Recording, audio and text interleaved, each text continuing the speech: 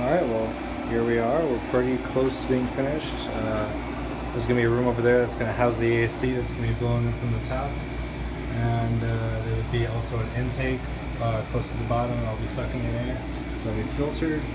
Aside from that, I've only got 200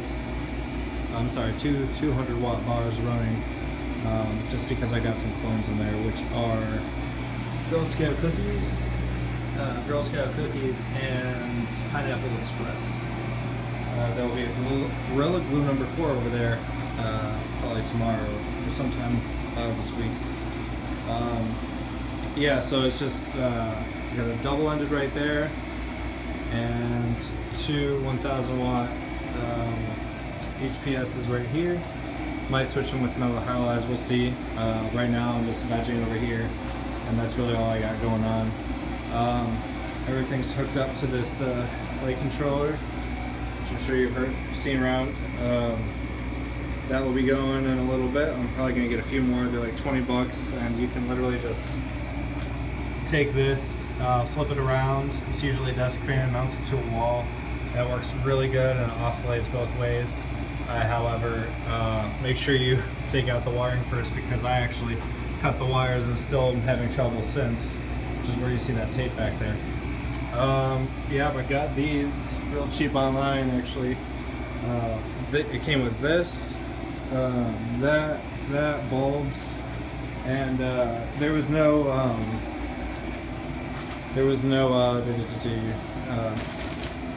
ducting that came with it, but yeah, all of that for, I think it was like $160 is what I got it for, to include, you know, all the wiring.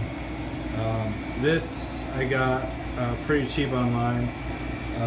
I say pretty cheap, but pretty cheap compared to, you know, Gavita, and it works all right. It actually netted me about a 0.8 grams per watt, and it does only do 60 hertz. It's not, you know, 240 or 120 hertz or anything like that, as you can see by the specs. So pretty good though. It definitely puts a lot of light out. However, that is about half the brightness as all of these combined.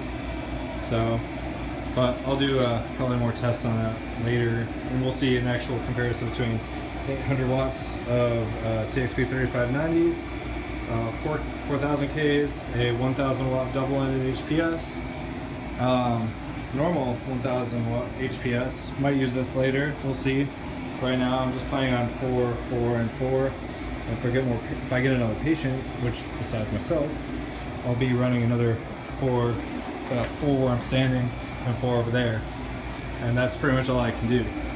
And if I get more for whatever reason, I'll just kind of add, you know, plant here, plant here, plant here, you know, same all the way around. And yeah, it would get a little congested, but it's definitely, you know, walkable. So that's about it.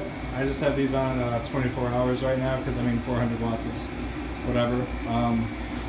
This, I'll just show this real quick. I'm sure you've all seen recirculating deep water culture before, but I have a humidity dehumidifier. It's pretty cheap. You find them on Amazon.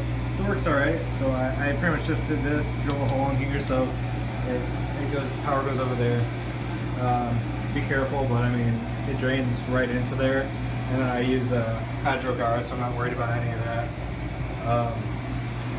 But yeah, it works pretty good. You know, pumps out this line, goes around, tees off, goes to each one of these.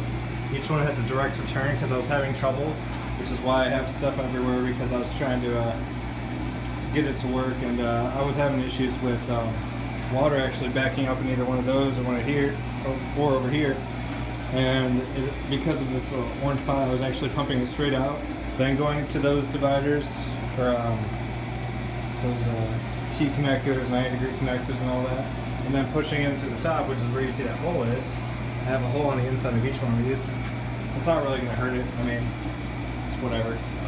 But yeah, what was happening was to be pushing more water into there, and it wouldn't return fast enough, so it would end up actually backing out and dripping down where the air stone comes in. And so I didn't like that, and I couldn't control it. Even if I got these, you know, tried to control it, didn't work. Anyway, so that's what's going on, how that's set up. I might do another one down the line just because keeping, you know, one of these right here, right here, right here, I could technically tap into it on the other side. It's really not that hard. Buy some more fittings, and then I have a reservoir for 2 areas. That's more than enough. I mean, there's a lot of water in there. It will last a while, especially since those are, you know, just transplanted. So they're a little droopy, but they'll pick up. I know they will. I've seen it happen before. So anyway, get a scrubber, and that's pretty much the room for now. I took out the light that was here. That goes to a light switch, so I might use that for something later on down the road. But yeah, so that's it. I'm just gonna back out of the room, and I'll catch you next time.